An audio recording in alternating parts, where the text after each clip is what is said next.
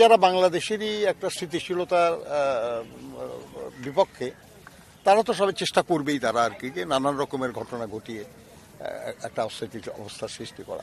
তাদের সম্পর্কে আপনারা জানেন যে তারা তাদের পরিচয় গোপন করে সরকারি দলের সঙ্গে থেকে তারা কাজ করেছে। সব ভালো কাজের শত্রু থাকে, সব ভালো উদ্যোগের বিরোধিতা থাকে, কাজেই এটা অস্বাভাবিক কিছু না। আমাদের শহীদ হাদির ঘটনাটাও এরই অংশ, যে যারাই দেশের জন্য, দেশের স্বাধীনতা সার্বভৌমত্বের জন্য এবং দেশের কল্যাণের জন্য কাজ করতে চায় তাদেরও শত্রু থাকে, এবং সে শত্রুরা চেষ্টা করে যাতে এই ভালো কাজের, মঙ্গলময় কাজের গতি থামানো না গেলেও যেন ধীরও করা যায়। কিন্তু আমি বিশ্বাস করি যে দেশের মানুষ তারা আন্দোলন সংগ্রামে পুড়ে খাঁটি সোনা হয়ে গেছে, কাজেই তাদেরকে এসব কোনো অপকর্মের দ্বারা ঠেকায় রাখা সম্ভব হবে না। দেখেন, একটা নির্বাচন সুষ্ঠু হওয়ার জন্য আইন শৃঙ্খলা পরিস্থিতি স্থিতিশীল হওয়া, উন্নত হওয়াটা তো গুরুত্বপূর্ণ ব্যাপার, কোনো সন্দেহ নাই। আমরা অনেক আগে থেকেই বলে আসছি এটা, এবং সরকারকে আমরা বলেছি যে তারা যেন এ ব্যাপারে প্রয়োজনীয় উদ্যোগ নেন। এই ব্যাপারে আমাদের জন্য যে সহযোগিতা করা প্রয়োজন আমরা সেটা করতে রাজি হয়েছি, এবং আমরা সেটা করছি।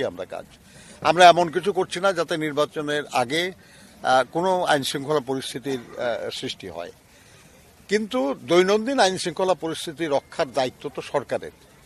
এ ব্যাপারে আমরা সরকারকে আহ্বান জানিয়েছি এবং আবার আহ্বান জানাবো যে তারা যেন অত্যন্ত সক্রিয় হয় এবং কৌশলী হয়। মনে রাখতে হবে আর কি যে যারা নির্বাচনটা এই সময় হোক চায় না, কিংবা যারা নির্বাচনের মাধ্যমে দেশে গণতন্ত্র উত্তরণ ঘটুক এটা চায় না, কিংবা যারা বাংলাদেশেরই একটা স্থিতিশীলতার বিপক্ষে, তারা তো সবাই চেষ্টা করবেই, তারা আর কি যে নানান রকমের ঘটনা ঘটিয়ে একটা অস্থিতিশীল অবস্থার সৃষ্টি করা।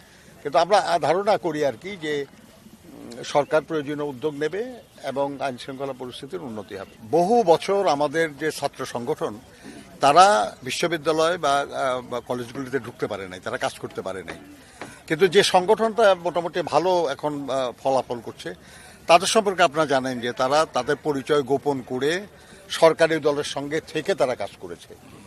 এটার সুফলটা তারা এখন ভোগ করার চেষ্টা করছে, কিন্তু এই কৌশলটাকে আমরা কখনোই ভালো কৌশল হিসেবে মনে করি নাই, ওই কৌশল আমরা গ্রহণ করি নাই, কাজে ওই কৌশলের ফল আমরা আশা করিও না।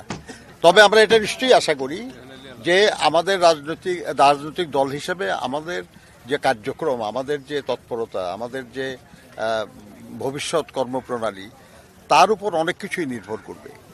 এই নির্বাচন তো শেষ নির্বাচন না, তাই না? এটা একটা মানে ট্রানজিশনাল সময়ের নির্বাচন।